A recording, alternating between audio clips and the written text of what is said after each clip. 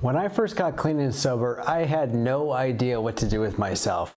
Alcohol and drugs were the focal point of my life since I was 15 years old, and it was obvious that my natural way of acting and thinking was not going to help me in recovery. So I had to begin the process of unlearning many of my behaviors to avoid relapsing.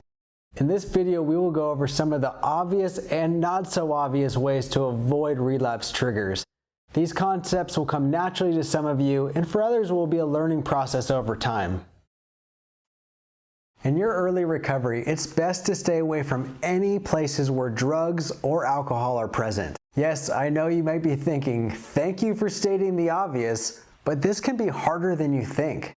You may find you have to change where you shop, where you spend your free time, avoid walking down the alcohol aisle of the grocery store, find yourself driving the long way around certain neighborhoods or houses that trigger you, and when possible, saying no to events like concerts, weddings, parties, and meeting up with friends at bars and restaurants.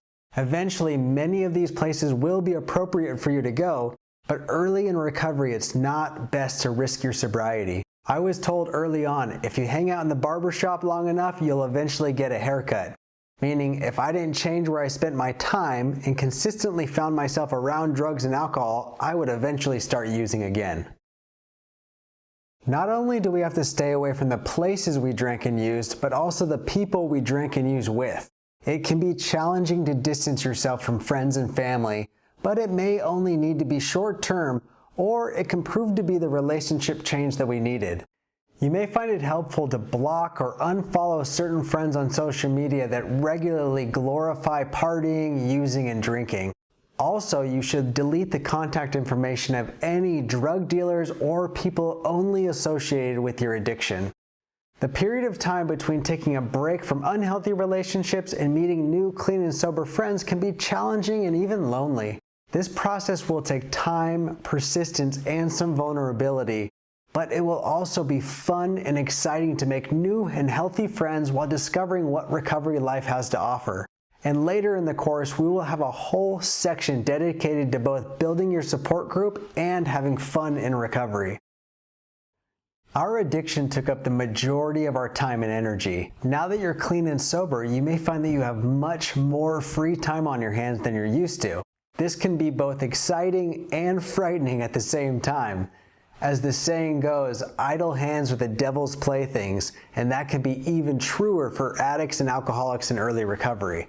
So what are some healthy and productive ways to spend your free time? Going to recovery meetings and spending time with others in recovery, reading uplifting and inspiring books, spending quality time with supportive people in your life, going back to school or working towards a new career, getting physically active and spending time outdoors, and picking up new and old hobbies that your addiction got in the way of, like hiking, sports, artistic projects, or anything else that inspires you. No, I didn't mention video games, sitting around watching TV, or mindlessly scrolling through Instagram or dating sites. Sorry, but spending our free time this way generally does not lead to a thriving recovery. Developing healthy habits and routines to avoid boredom and excessive free time is incredibly important for long-term recovery. Later in the course, we have an exciting section all about helping you build long-term healthy habits and routines. Now, we aren't saying you need to shout from the mountaintops, "Hello world, I am clean and sober," but we do think it's important to tell the people close to you about your lifestyle change. For some, this can be an uncomfortable conversation, but it is nothing to be embarrassed about. In fact, in our addiction, I'm sure we have embarrassed ourselves plenty of times, so a conversation about our recovery should come as a relief. In my experience, the majority of people will be happy for you and give you their support. And if they don't and give you a hard time, then it might be best to take that as an opportunity to distance yourself from that relationship. Creating this clarity with your family, friends, and coworkers is highly beneficial to you and to them. It can help avoid uncomfortable moments at family gatherings, work functions, and you could be surprised by who your biggest supporters are and who has experience in recovery.